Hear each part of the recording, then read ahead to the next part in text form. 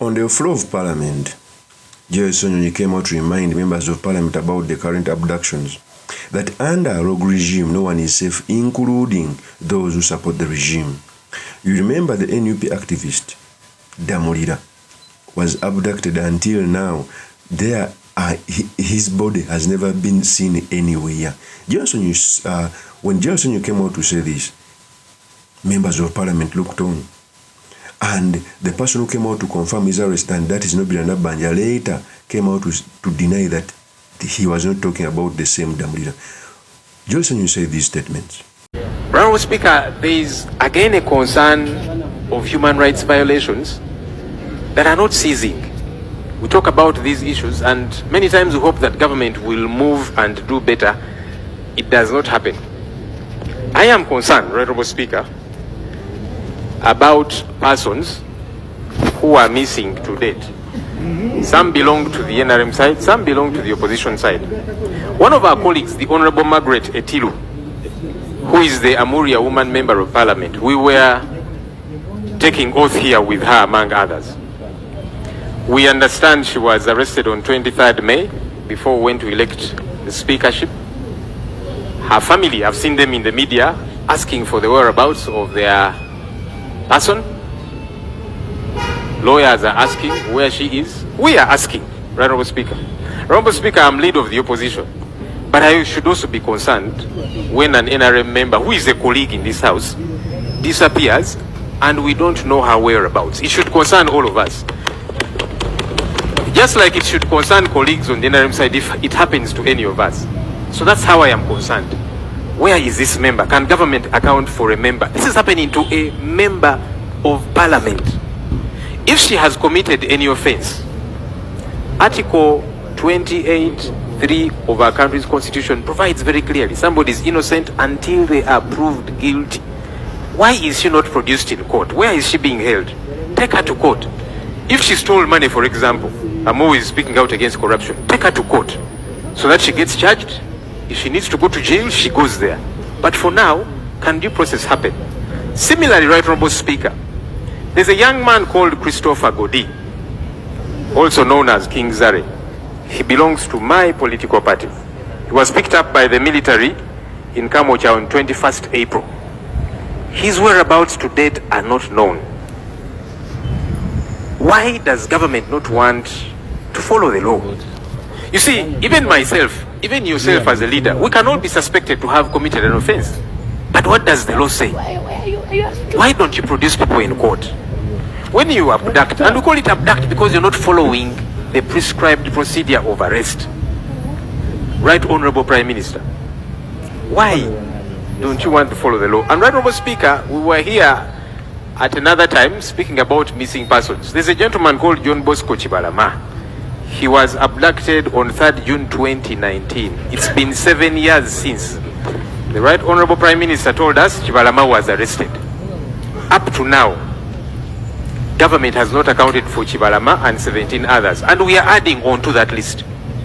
Why? Government needs to account for these people. Thank you. Both NRM and the opposition. Right Honourable Prime Minister, talk to us on these issues.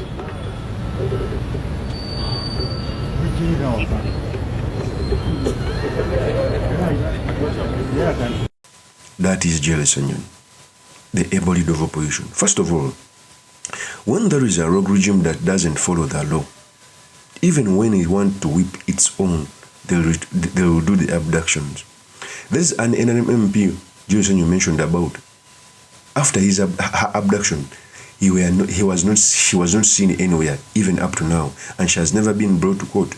You remember when they wanted to settle the speakership debate and they wanted to silence anyone who was supporting Anita Amon.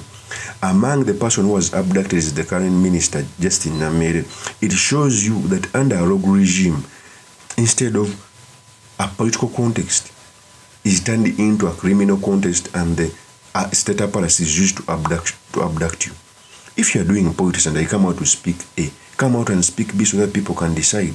But whenever you want to settle a political score using the state apparatus and the army, police, etc., it becomes unconstitutional.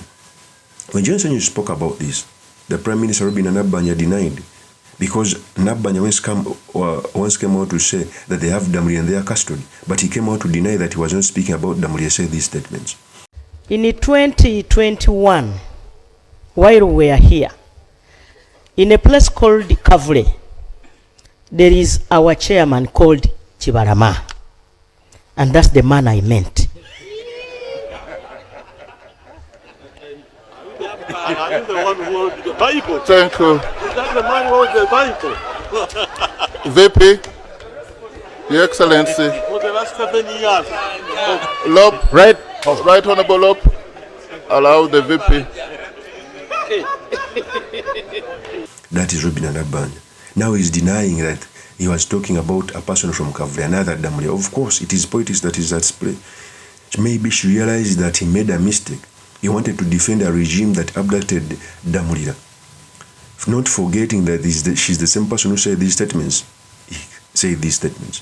But we are fortunate that KIBALAMA was traced. He was arrested recently in October in a place called Kakiri, and he's one of those that is claimed to have killed police officers in Chiboga, Wakiso and other places. Kinajjukirwa nti Ssaabaminisita emabegako yakkirizanga gavumenti bw'erina Kibalama wabula olunaku olwaleero amwegaanye ekireesewo akacyankalano mu paalamenti. Of those people he claims were abducted. And you can see, for example, if you can read, Kibalama John Bosco, abducted on 3rd of June 2019 from Kanyanya, Gayaza Road. Now, how do you trace for Kibalama? Most of them are in Kitalia, maximum, for a number of criminal cases. I leave you with that. Ssaabaminisita Robin NABBANJA alidde ebigambo bye nga bw'atalabangako ku Kibalama nga n'ebiseera bye baamukwatiramu yali kamiishona wa paalamenti. That Kibalama, according to their report, was arrested in 2019. In 2019, I was a humble commissioner in this house. Secondly, Right Honorable Speaker, I am not an arresting officer. I have never arrested anybody in my life. And so, is this leader of opposition in order to insist? Akwira oludda oluwabula gavumenti mu paalamenti alabye biri bityo n'ategeeza sipiika nga bwe bajja okudda nga gavumenti ineetegefu okunnyonnyola abantu abawambibwa gye baterekebwa ng'era ne ku mulundi guno bano basituse ne bafuluma paalamenti. That is Robin NABBANJA. So for me, I keep on telling people that even Robin NABBANJA, I see him as my mother. He looks like a person who is uneducated, yet is educated, but he doesn't fit to be the prime minister. There are some issues. I normally follow the debate of other countries. When the government errs, the leader of government business can come on the floor of parliament and apologize and promise to return things to normalcy, not to deny, because the government has a duty to keep its citizens and their property. No, every government should have accountability on its citizen. If a citizen can be lost in a country, then that's not a country, most especially in a political terrain. Big up to the Vice President, ALUPO, who at least came out with a good response. I don't think it will work, but at least she showed some sobriety. ALUPO said this statement. Kibalama. In the last parliament, we used to discuss. You members of parliament who were here in the last parliament, we used to share. And every time that matter would come up, we would agree that it is not a flimsy matter. It is a matter that should be presented to this house in black and white. So I request that the leader of opposition agrees again that the Minister for Security, on those names which he has mentioned, returns here next week with a statement. Because it's a matter that affects all of us. We all have relatives and friends who are opposition. You also have relatives and friends who are NRM. So this issue we are discussing does not affect only you as members of opposition. It affects all of us, as members of parliament, as leaders, as Ugandans. I thank you, Mr. Speaker, for giving me the opportunity to make the supplementary. Thank you very much. Lope, now you give us your ministers. Honorable Speaker, allow me to first appreciate the Vice President for her response, which has been properly clothed and easy to understand. Because when you compare it to the Prime Minister was simply mocking this House. Prime Minister, meet more often with the Vice President so that she can coach you on how to respond to some of these issues. Because you see, even when you're being given bitter medicine, somebody can put a coating of some sugar, so it's easy to take the medicine down. That's what the Vice President has said. I may not fully agree with everything she has said, but she has clothed it in a motherly way. And so it becomes easy for me to follow up. Now that she has promised, number one, the question of these intern doctors, you're going to go back and cabinet and review, and you have said nothing is cast in stone. That is what the Vice President has said. It's better than what the Prime Minister said, mocking and saying we increase the numbers and so on. And there is no harm in learning from your senior, the Vice President. Is that a bad thing? You don't want to learn? Order. Go for it. Right Honorable Speaker and members. That is discal. So in a country where abduction can be used at free will, where the CDF can wake up sometimes to point at someone and is brought to the basement and humiliated, undressed, etc. As we edge near a transition, the first victims will have to be those in the system, not even the opposition.